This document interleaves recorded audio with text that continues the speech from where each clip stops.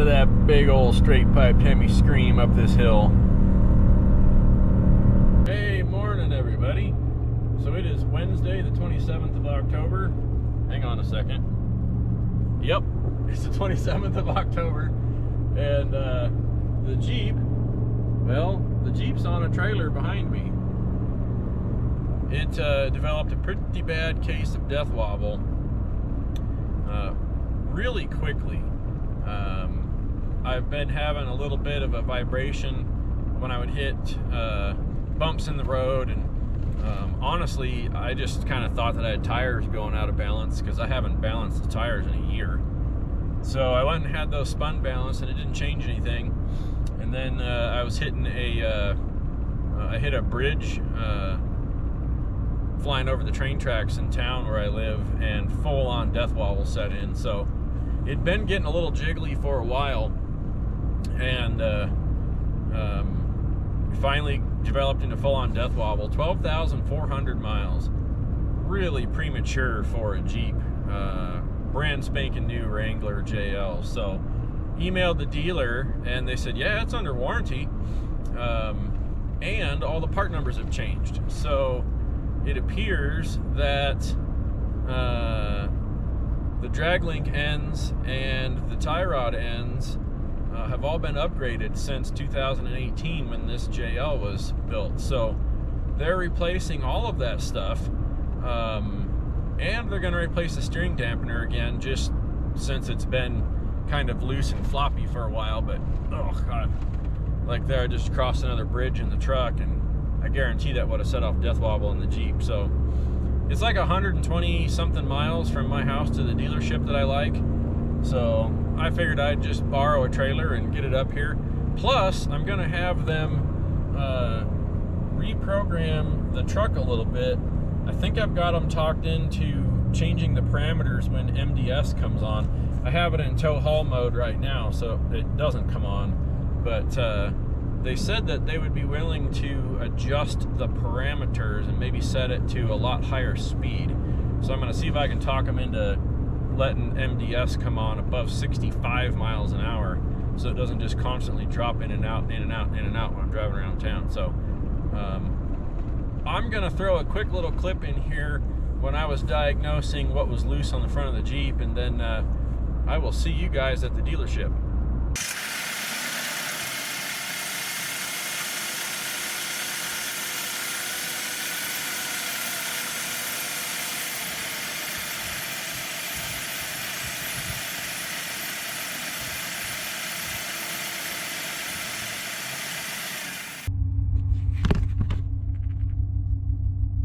Thirsty. I love it.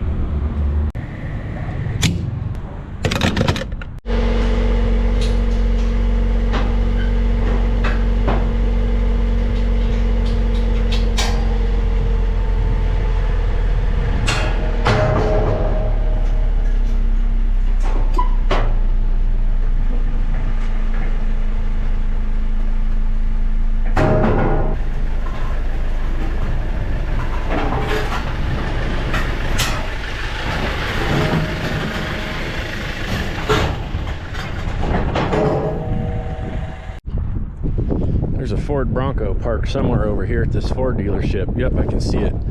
So I'm gonna go see if I can test drive it while I'm up here getting the Jeep worked on.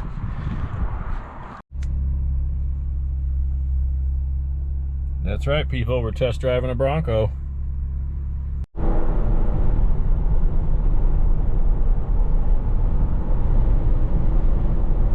Heck yeah. Now it is super crazy windy right now in Wyoming. And this soft top is actually not as loud as I thought it would be.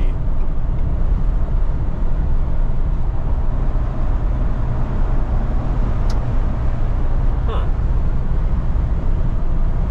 I'm pretty sure the Jeep is louder in this kind of wind. Very interesting. So, as expected, because this is a rack and pinion setup, there's no dead zone in this steering wheel. Obviously, I mean, I didn't expect there to be one, My F-150 never had a dead zone in the 7 years I owned it, but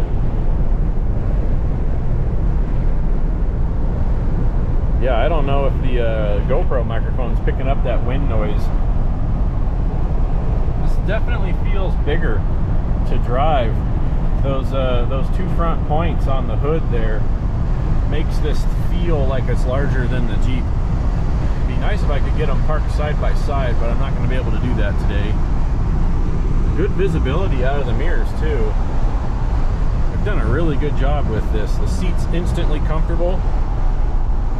Unlike the Wrangler. After driving the Wrangler for 3 or 4 hours, it makes my butt hurt. Alright, the dealer told me to take this road because it's dirt, first exit north of the dealership, and let her rip.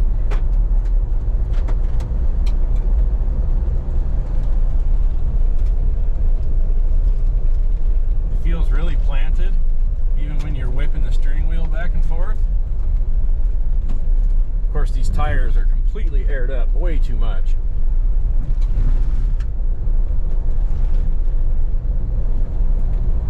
See if we can get on some washboards here.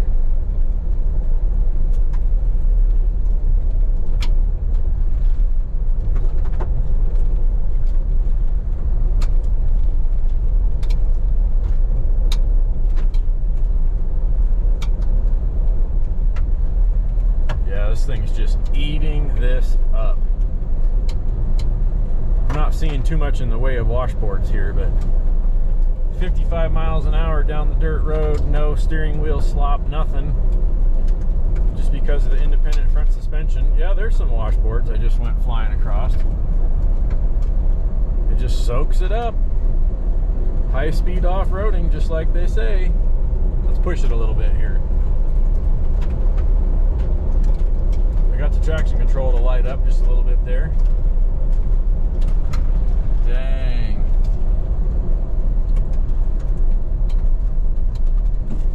Alright, I'm on the next dirt turn I come up to. I'm going to mess around with the modes here.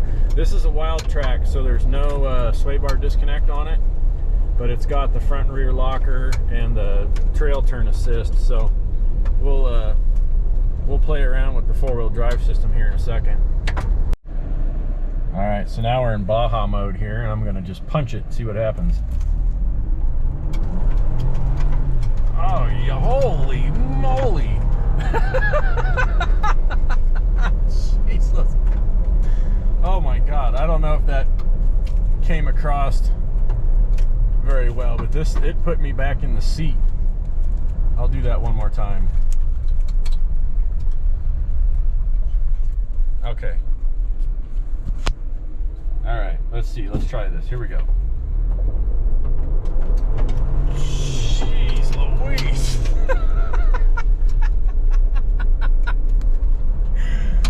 Oh God. Alright, let's mess around with the trail turn stuff. It's flinging rocks everywhere.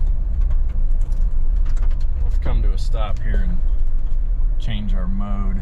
Let's see, Baja. Oh, I went all the way to the end. Yeah, let's do that. And it locks the rear locker automatically? Interesting. Okay. This is all new to me. I haven't seen that yet. Eco, normal. So it's gonna put it back into 2. Now, window. There we go. So let's hit trail turn available in 4 high or low only. Okay. So we're gonna go into 4 high. 4 high. Trail turn assist is on.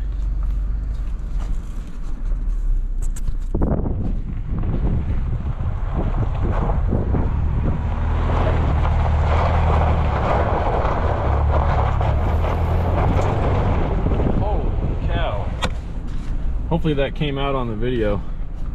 I'm going to turn it off, and I'm going to flip around again and see if I can make this U-ey without going off the road. And no, you cannot. Wow. Interesting. Okay. I'm going to start in the same spot I did before. Turn that back on.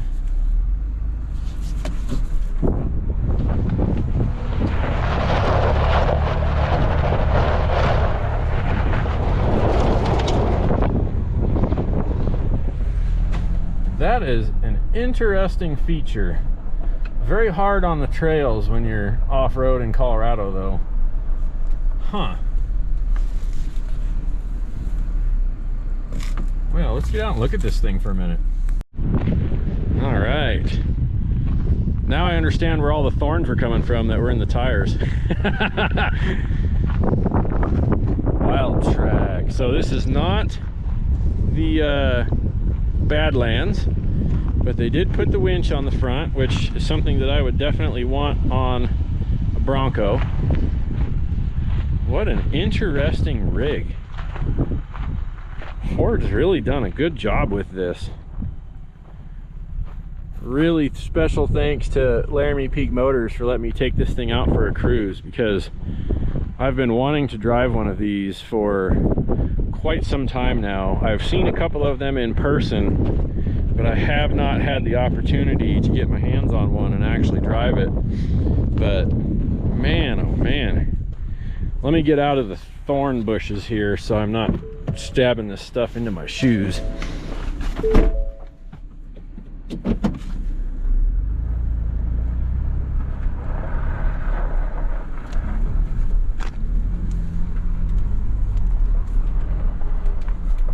We'll come up here a little bit and we can check out stuff in the back. I can't believe how that thing just launched. The no top on the door is actually nicer than I expected it to be. Really good room back here. Just got my day bag since I was up at the dealer getting some Jeep work done. But man, oh man. Even in the back, like, I have that driver's seat back a little ways, but I mean, there's still knee room here. It's not quite as much as the Jeep, I think, because of the like I have my water bottles and stuff strapped to the back seat, but that makes the trunk area bigger. And if the trunk's bigger, well, that means you got more room for like bolting my big honking fridge into the back here. So man, what a, the kind, like, this is aftermarket on a Jeep, but I do have one, and I'm sure this is aftermarket on the Bronco too, but that is super handy. Set your stove up, like cook on your stove. This little slider is pretty cool. Hits a button and that's all just part of their aftermarket stuff. Winch control. Heck yeah. Now the only thing that's kind of goofy on this is this hard top, or this this soft top, the way it opens. Hopefully the wind isn't too bad, but there's these latches right here that you have to lift up on, and then it only opens that far.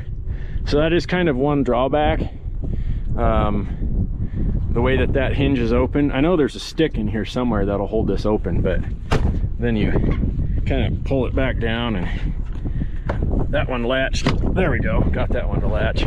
But I like that shock dampener on the door. That little gas strut's really nice.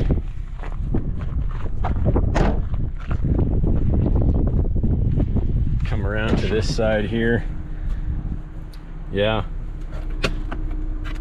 decent sized glove box. That's bigger than a Jeep. All your controls for your window and stuff are right here. He said there was a little safe in here, which is cool. It's open. That's just one of those Ford accessories. You can get those in the pickup trucks too. But man, very, very well laid out, very comfortable seats compared to the Wrangler. Incredible. The Jeep days might be numbered. Oh boy. Take a little look at the guts here. This is what appears to be braking on some people when they're off-road. That's a really small tie rod right there. I don't know if they're gonna address that or not. Of course, this isn't the hardcore off-roader. This is more of the street runner. But man, that suspension was just soaking it up. It was really doing good. Huh. Even on the back, solid axle, really long lower control arms on this thing. Really soaks up the bumps good. Let's open the hood. I'm gonna wait for this truck to go by. See if I can do this one-handed. I might not be able to. Oh, there we go. So this is the 2.7. No engine cover though. That's really interesting that there's no engine cover. Interesting. And you have the stick prop there. I'm holding the hood because it's windy. I don't want this thing to go flying. I would feel horrible if I ruined this thing. Not much room in here for aftermarket goodies like an air compressor. You'd probably have to do something inside. Of course, I don't have much room in the Jeep either. I didn't shut that hard enough. There we go. Huh. Well, let's go drive some more. So I did break the tires free on the really heavy washboards, but I was only in two-wheel drive. So we'll make sure that nobody's coming here. And I'm not really punching it per se, I'm just accelerating like I normally would, and this doesn't feel labored or anything. Flinging rocks off the tires here as I go, but huh. Man, I tell you, this is a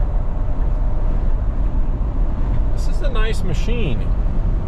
Now I'm in a bit of that side wind, so I am holding the steering wheel a bit, but it's very planted, unlike the Jeep. I think that's just that solid axle versus independent front. Now that I'm past this car here, I'm gonna kind of wiggle the steering wheel here and see how this feels. Oh yeah. Not very floaty. Again, that's independent front suspension. Boy, I don't know. I mean, it drives like my F-150 drove.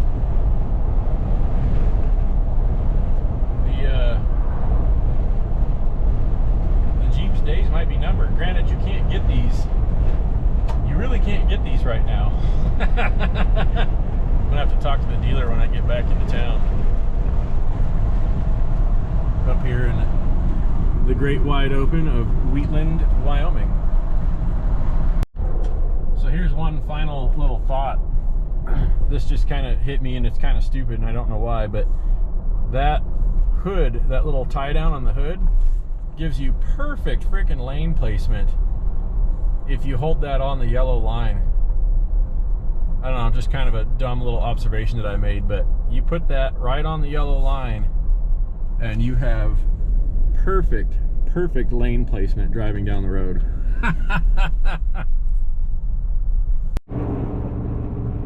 Well, I don't know if you can notice or not, but the Jeep is not on the trailer behind me. So this video is to be continued.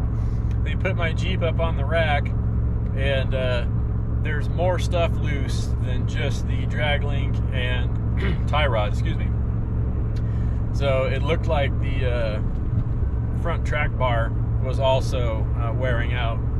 So they're gonna just replace everything. Steering stabilizer, track bar, tie rod ends, drag link, it's all gonna be new, all under warranty. So I'm driving home with a empty trailer, and I should be able to catch a ride up here on Monday if they get it done in time to take it back home. So I guess we're gonna end it here. Hope you enjoyed a little bit of the Bronco action. I had a real long talk with the dealer that let me drive that, and we were talking about Jeep versus Bronco and how impressed I was with that thing, and he was happy to hear that. So I don't know if I'm gonna have one. I won't be able to get one for a couple years anyway because you can't get them, but I'm gonna have to think about this. So for now, catch you on the next one.